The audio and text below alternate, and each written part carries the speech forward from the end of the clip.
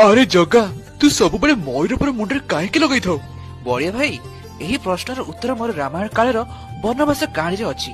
वनवास समय मु आउ देवी सीता एक अरण्यर रास्ता दे गला बेले देवी सीता को बहुत जोरे शोष लगिला, किंतु पाखापाखी मते कौनसी जल मिलला नहीं। तेणु मु लक्ष्मण को देवी सीता पाखे जगाई जलर सन्धान पड़ेली।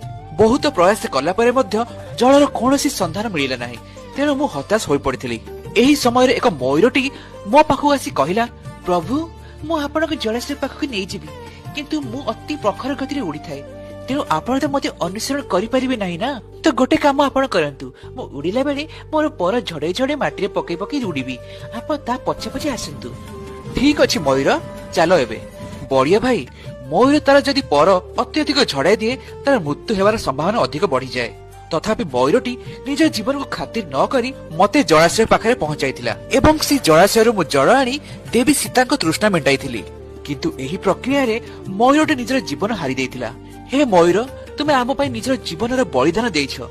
ए ऋण तो मु तुमर केबे भी सुझी परिबि नाही, किंतु मोर कृष्ण अवतार समय रे मु तुमको मोर मस्तक रे धारण करिवि। मु बुझी गली जगा, तू तो भक्त मानु काहे के मुंडे बसई के रखिताउ। बड़िया भाई भक्त मानक बिना तो भगवान को अस्तित्व ही नहीं। अरे जगा Download ShareChat.